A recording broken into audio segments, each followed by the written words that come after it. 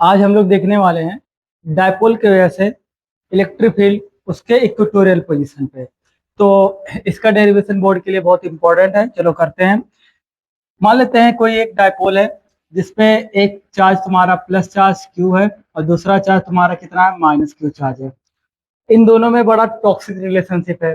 ये तो ना तो पास आ सकते हैं ना तो दूर जा सकते हैं। इन दोनों के बीच की जो दूरी हमेशा फिक्स है और वो दूरी में मान लेता हूँ कितना है, 2a है। और हमें जो इनकी वजह से इलेक्ट्रिक फील्ड निकालना है ये परपेंडिकुलर दूरी r पे निकालना है यहाँ से।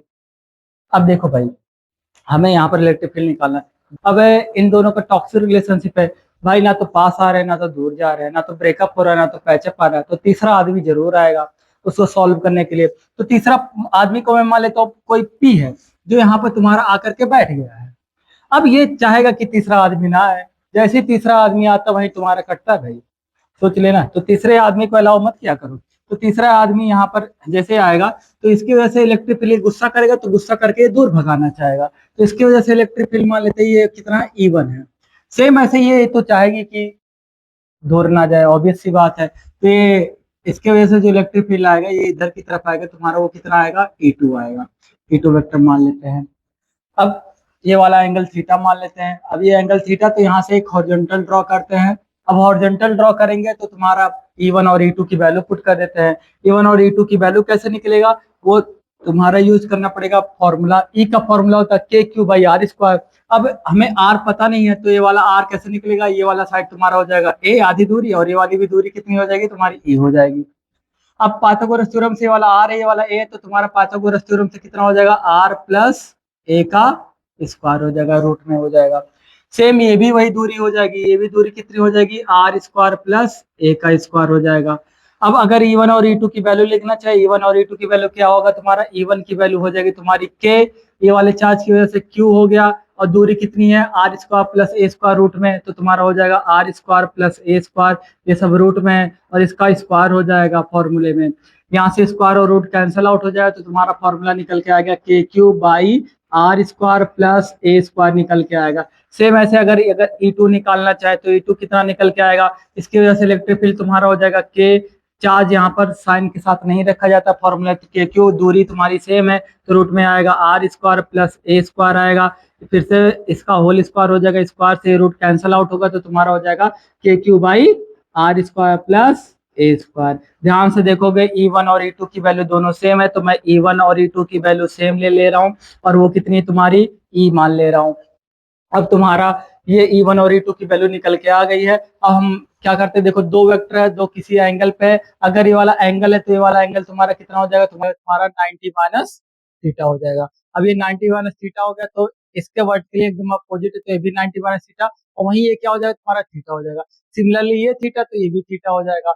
इसको सॉल्व करने के लिए हम लोग अलग से फिगर बना लेते हैं। अलग से फिगर बनाएंगे तो देखो इधर की तरफ तुम्हारा E1 वेक्टर है जिसको तुम्हारा सॉल्व करके हमारा कितना है, E आया है। सेम इधर की तरफ भी तुम्हारा कितना है, E है। और ये तुम्हारा यहाँ से एंगल कितना है, ये भी एंगल थीटा और ये वाला भी एंगल कितना है, थीटा है। अब इसका लेंगे हम लोग रेजुलेशन, जिसको बोला जाता है शॉर्ट फॉर्म में कॉम्पोनेंट भी बोला जाता है। अच्छा कॉम्पोनेंट कैसे लेंगे, देखो ध्यान से। थीटा की तरफ वाला तुम्हारा कॉस होता है तो ये वाला कॉम्पोनेंट हो जाएगा, तो तुम्हारा ये वाला ई कॉस थीटा हो जाएगा इसका, और इसके परपेंडिकुलर तुम्हारा एक आ जाएगा कितना, ई साइन थीटा हो जाएगा। सिमिलरली इसका कॉम्पोनेंट लेंगे तो इसका इधर की तरफ आ जाएगा, फिर से वही ई कॉस थीटा आ जाएगा, और इसका नीचे की तरफ आ जाएगा तुम्हारा कितना आ जाएगा, ई साइन थीटा आ जाएगा। बेटा जैसे वो तुम्हारा काट के गई थी ना, वैसे यहाँ पर भी ये दोनों आपस में क्या हो जाएंगे, कट जाएंगे। अब जब जैसे ही कटेंगे, अब देखो एक डायरेक्शन में दो लोग हैं, अब जैसे वो देखेगी दूसरे क्या कर लेगी, जोड़ लेगी, उसके साथ रिश्ता बना लेगी। यहाँ पर भी दो लोग एक ही डायरेक्शन में, तो दो लोग एक डायरेक्शन में, वेक्टर क्या कर देगा, उसको जोड़ देगा। तो जो तुम्हारा ई नेट निकल के आएगा वो ई नेट निकल के कितना आ जाएगा तुम्हारा, 2e cos थीटा निकल के आ जाएगा।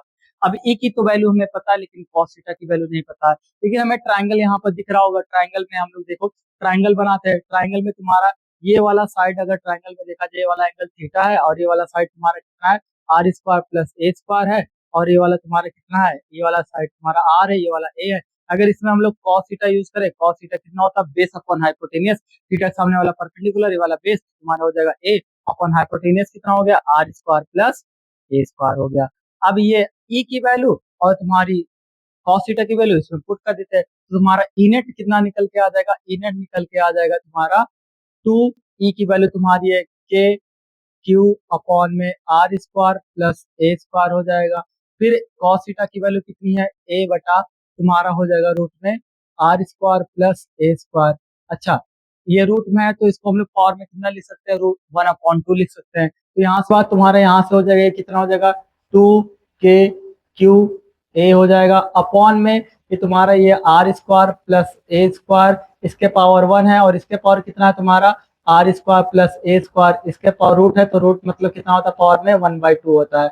अब कभी भी बेस सेम है तो पावर क्या हो जाएगा तुम्हारा ऐड हो जाएगा, तो यहाँ से हो जाएगा 2 k q a अपॉन में r square plus a square के पावर कितना हो जाएगा 3/2 हो जाएगा।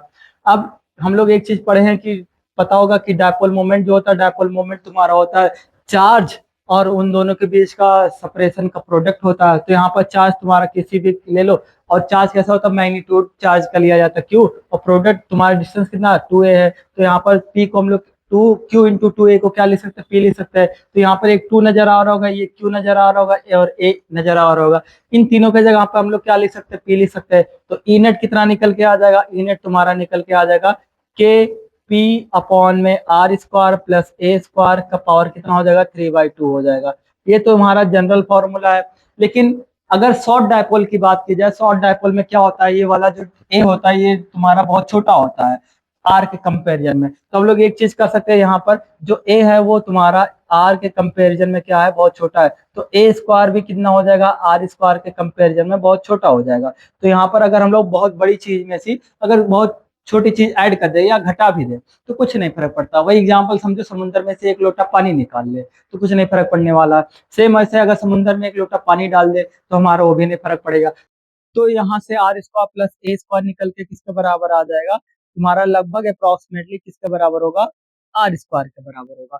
यही वैल्यू अगर हम लोग यहाँ पर पुट करना चाहे तो तुम्हारा ई नेट देखो कितना निकल के आएगा, ई नेट निकल के आएगा तुम्हारा पी अपॉन में आर स्क्वायर प्लस स्क्वायर की जगह पे आर स्क्वायर पुट करेंगे और इसका पावर तुम्हारा 3/2 है और ये 2 और 2 कैंसल आउट हो जाएगा, तो लास्ट फॉर्मूला निकल के आ जाएगा ई नेट बराबर के पी अपॉन में आर क्यूब।